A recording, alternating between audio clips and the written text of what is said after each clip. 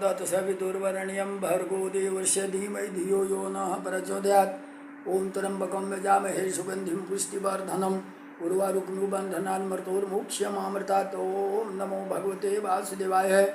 मित्रों, मैं रामोद पांडे शास्त्री आज कुमारी वैष्णवी चैनल से आप लोगों के समक्ष श्री कृष्ण उद्धव संवाद को पूर्ण व्याख्या प्रस्तुत करने जा रहा। मित्रों, एक दिन भगवान ने कहा, देखो भाई उद्धव, हमने निर्णय लिया है, अब हम प्रभास क्षेत्र में जाकर कुछ भजन साधन करेंगे, दान पुण्य करेंगे, ताकि इस अनिष्टों की निवृत्ति हो। ऐसा भगवान ने जब द्वारिका वासियों से कहा, परंतु भगवान के स्वधाम जाने के अभिप्राय को उद्धव जी महाराज जान गए। एकांत में आकर प्रभु के चरण कमलों में प्रणाम किया और कहा, हे देव देवेश, हे योगेश्वर, मैं आपके अभिप्राय को जान रहा हूँ। आप विप्र शाप को शमन करने में भी समर्थ हैं, परंतु ये सब आपकी इच्छा से ही हो रहा है, ये भी मैं जान लिया। पर ऐसा न हो कि आप मुझे छोड़कर अकेले ही स्वधाम चले जाएं। ना हम तवांग प्रिय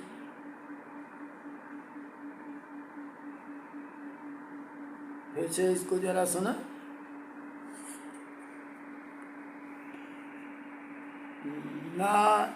ना हम सवांघ्रि कमलम क्षणार्धम अपि केशव त्यक्तुम सम उत्सहे नाथ स्वधाम न मुमापी।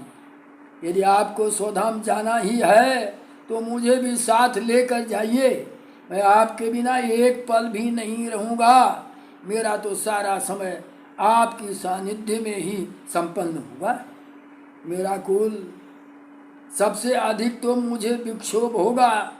मैं अपने भी आपके बिना कैसे रहूँगा। भगवान बोले, नहीं मित्र, मेरा कुल विप्रशाप से नष्ट प्राय हो चुका है और मेरे जाने के बाद सारी द्वारिकापुरी 7वें दिन समुद्र में विलुप्त हो जाएगी।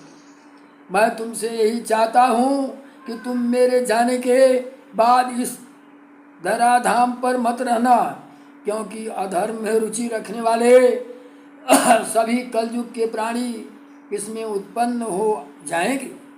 ऐसी स्थिति में ये धरती तुम्हारे रहने योग्य नहीं रह जाएगी। त्वं तु सर्वं परित्यज्य से हम स्व नवबंधुषु मय्यावेश्यं मनः सम्यग समदृग विचर्यस्य गाम। तुम तो सब कुछ त्याग करके अपने सगे संबंधियों से भी मन को असंग करके मुझ में अपने मन को अर्पित कर दो। समदृष्टा बनो, इस धरती पर विचरण करो। उद्धव जी ने कहा, प्रभु हे योगेश्वर, हे योगात्मा, संन्यास का लक्षण क्या है? मैं सबसे विरक्त रह करके कैसे रहूं? संन्यास का स्वरूप क्या है, यह तो मुझे बताइए।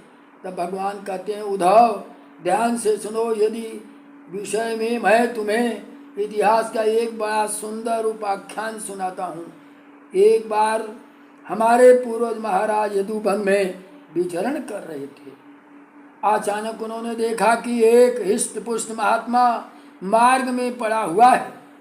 तब यदु महाराज आए और उस महात्मा को प्रणाम करते हुए कहा, महाराज, आप बिल्कुल बालकों की तरह निर्विकार होकर इस वन में बड़े आनंद के साथ लेटे हुए हैं। बिना खाए पिए शरीर स्वस्थ होता नहीं। आपको यहाँ खाने पीने की कोई अच्छी वस्तुएं तो मिलती नहीं होगी, फिर आप इतने स्वस्थ और इतने प्रसन्न कैसे?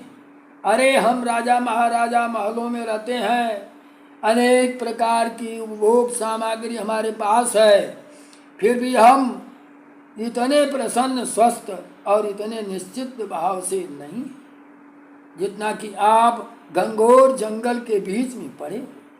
ये आनंद आपको यहाँ से प्राप्त हुआ। यदि मुझे बताने योग्य समझें तो अवश्य बताएं। ऐसे गर्मी में संतप्त हाथी जब गंगा जी की शीतल लहरों में डुबकी मारता